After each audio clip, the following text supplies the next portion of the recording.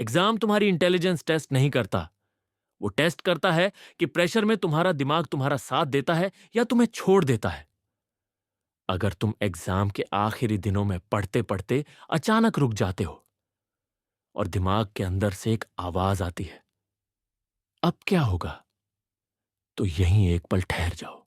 सच यह है कि यह सवाल इसलिए नहीं उठ रहा क्योंकि तुम पढ़ नहीं रहे। यह इसलिए उठ रहा है क्योंकि तुम पढ़ तो रहे हो पर सही तरीके से नहीं।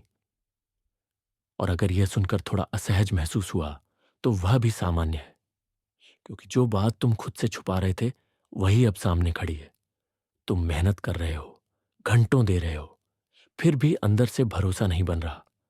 इसका मतलब यह नहीं कि तुम कमजोर हो, बस इतना है कि पढ़ाई हो रही है, पर टॉपर माइंडसेट से नहीं हो रही। थोड़ा ईमानदारी से खुद से पूछो, पढ़ते पढ़ते बार बार ध्यान क्यों भटक जाता है? कभी मोबाइल, कभी यूट्यूब, कभी दोस्त को मैसेज। तेरा कितना हुआ? और जब सामने वाला कह दे लगभग पूरा, तो अंदर एक हल्की घबराहट और बढ़ जाती है। तुम फिर से किताब खोलते हो पर दिमाग स्थिर नहीं होता। कभी लगता है यह चैप्टर छूट रहा है, कभी लगता है वह कमजोर है। तुम एक टॉपिक से दूसरे पर कूदते रहते हो जैसे पूरा सिलेबस एक दिन में जीत लेना हो। असल समस्या एग्जाम नहीं है, समस्या है क्लैरिटी की कमी। तुम पढ़ रहे हो पर खुद को प्रूफ नहीं दे पा रहे कि मुझे आता है, और जब दिमाग को प्रूफ नहीं मिलता तो वह अनिश्चितता में चला जाता है। फिर वही अनिश्चितता डिस्ट्रैक्शन बन जाती है। एक जरूरी फर्क समझो, पढ़ना और तैयार होना अलग चीजें हैं मीना। घंटों पढ़कर भी इंसान असुरक्षित महसूस कर सकता है और कम पढ़कर भी कोई शांत रह सकता है। तैयारी का मतलब सिर्फ सिलेबस खत्म करना नहीं, तैयारी का मतलब है कंट्रोल महसूस करना। जब तुम बैठते हो तो सोचते हो आज पूरा चैप्टर खत्म करना है, पेज पलटते जाते हो और खुद को तसल्ली देते हो काम हो गया।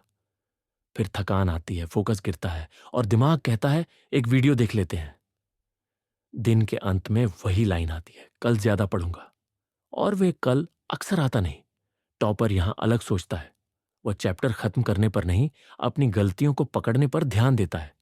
अगर कोई सवाल गलत हो जाए तो वह आगे भागता नहीं, वह रुककर समझता है गलती कहां हुई। तुम प्रोग्रेस दिखाने में लगे होते हो, टॉपर समस्या पकड़ने में लगा होता है। तुम सिलेबस का पीछा कर रहे होते हो, वह अपनी कमजोरी का पीछा कर रहा होता है। और यही छोटा सा फर्क एग्जाम के दिन बड़ा अंतर बना देता है। एक बड़ा भ्रम भी तोड़ दो। एग्जाम के दिनों में टॉपर कोई नई ट्रिक नहीं लाता। वह अपनी स्ट्रेटजी बदलता नहीं, बल्कि वही दोहराता है जो पहले से काम कर रहा है। नई किताब, नया नोट्स, नया लेक्चर। इस फेज में वह छूता भी नहीं, क्योंकि नई चीज दिमाग को सिग्नल देती है बहुत कुछ बाकी है, और वही सिग्नल घबराहट पैदा करता है।